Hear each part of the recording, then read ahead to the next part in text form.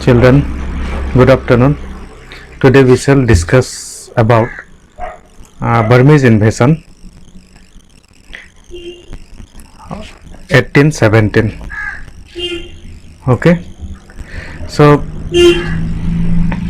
Burmese invasion 1817 is also an important paragraph of your book because Burmese invaded Assam in the year 1817 because of Badan Chandra Borphukan.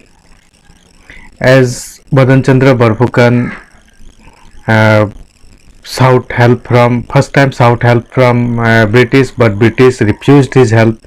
Then he approached to the Burmese, and Burmese promised him to help him. So Burmese at first assured him that they would not rule in Assam, but they would help Badan Chandra. So in that help, Burmese king Bodapaya sent 8,000 Burmese army with him, and 8,000 more from the tributary kings of Burma. And these 16,000 army along with Badan Chandra Borphukan entered Assam via Patkai, Patkai hill. When Purnananda Buragohai came to know this, he also sent an army under Daman Gogoi and Haubora to stop the advancing invaders, and thus a battle was fought between both at a place called Giladhari, in which the Burmese defeated Buragohai force. That means Buragohai was defeated in that battle, and when Buragohai came to know about the defeat of the force, he so much saddened and died. After his death, his son Ruchinath became the Buragohai, but he was having no quality as his father occupied, so he did not last long.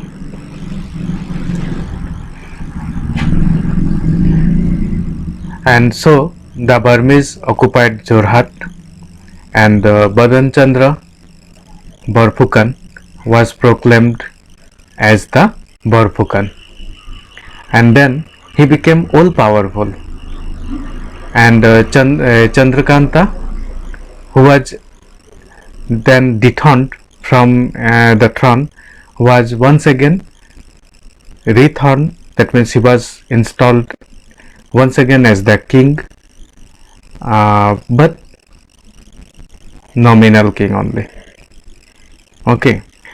And Numali Rajma, the king mother, made elaborate arrangement in the capital to welcome Badan. Badan was made the prime minister with her new designation Mantri Borphukan. Okay. Along with Badan, two scribes accompanied the Burmese army which came to Assam. Both of them had written notes on Burmese military operations in Assam. They are Vaisali Hukang and Vaisali Mongdong. They along with Burmese army stayed in Assam for a very brief period, that was only 1 month, and after 1 month they returned to their own land. Okay. Then again Burmese invaded Assam in the year 1819. When Badan Chandra had become all powerful, he began to torture the supporters of Purnananda Buragohai, who was already dead. Okay. There also occurred differences between the Borborua and Borpukan. Further, disgusted with the activities of Badan Chandra, Numali Rajmau, King Chandrakanta's mother, along with some officials, hatched a conspiracy to get rid of Badan Chandra Borpukan. Okay, it culminated in the assassination of Badan Chandra in 1818 by a Subedar named Roop Singh. Ruchinath Buragohai, who was at Guwahati, was summoned to Jorhat. Ruchinath, however, did not take the Ahom king into confidence, as he held both Badan Chandra and King Chandrakanta responsible for the Burmese invasion and the death of his father, Purnananda Buragohai. So he did not take faith on both of them. On the other hand, Ruchinath, along with Brajanath Sinha and his son Purandar Sinha, advanced with advanced with an army consisting of some Hindustani soldiers towards Jorhat. Chandrakanta Sinha also sent a force under Luku Dekapukan against Ruchinath, while he himself retired to Rangpur. Chandrakanta's army was defeated and their commander Luku Dekapukan was killed in the battle. Ruchinath then proclaimed Brajanath, a grandson of Swargadev Rajeshwar Sinha, as the new Ahom king, but as Brajanath had suffered mutilation, he was considered ineligible for the throne. Therefore, his son Purandar was made king. Meanwhile, King Chandrakanta was captured and his right ear was sealed in order to disqualify him from again become the king. And after that, he was banished to Taratoli near Jorhat. Okay, the assassination of Badan Chandra, the overthrow of Chandrakanta Sinha from the throne, coupled with the torture that was inflicted on him, marks a very critical and unstable phase of the political history of Assam.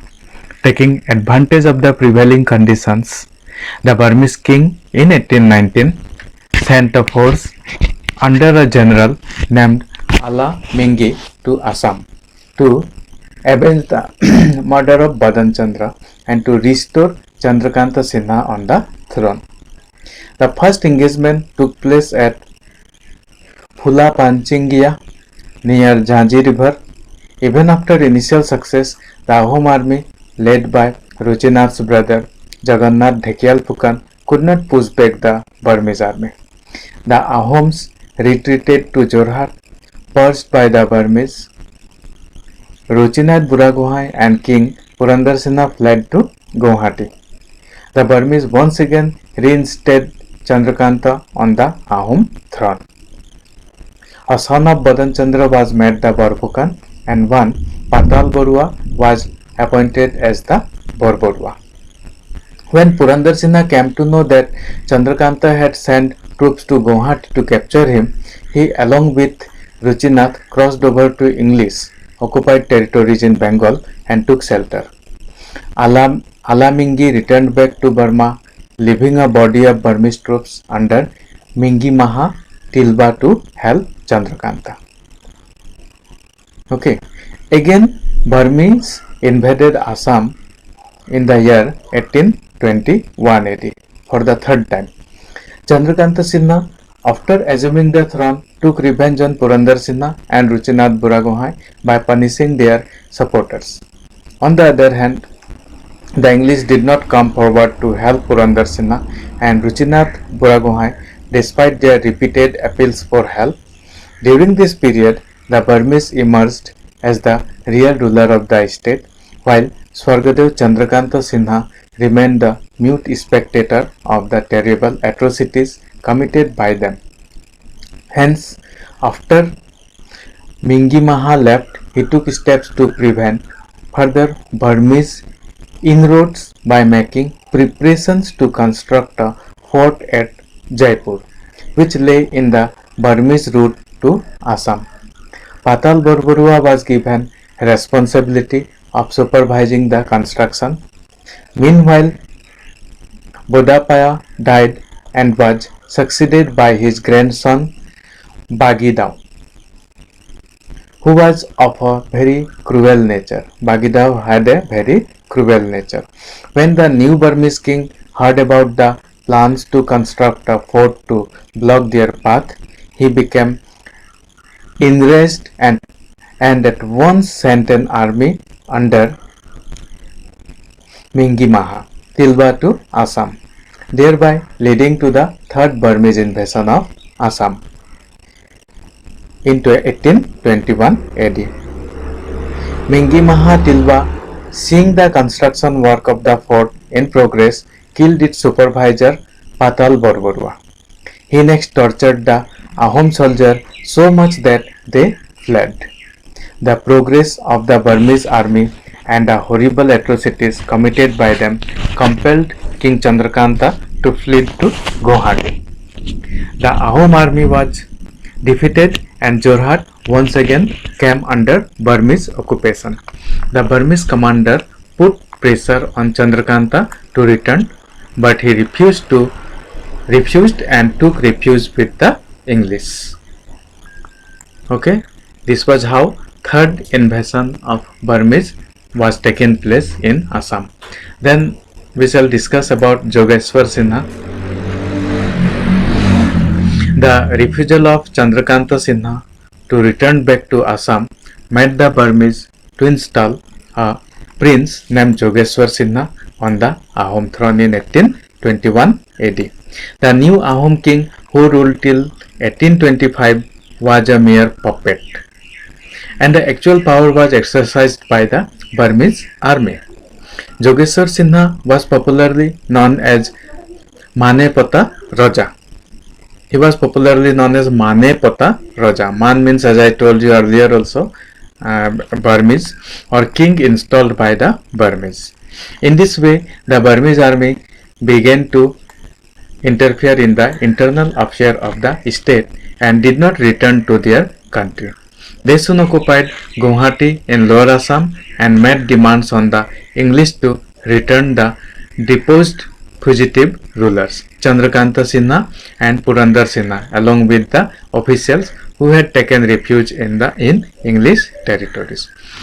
As the English company refused to comply with their demands, the relationship between the two deteriorated.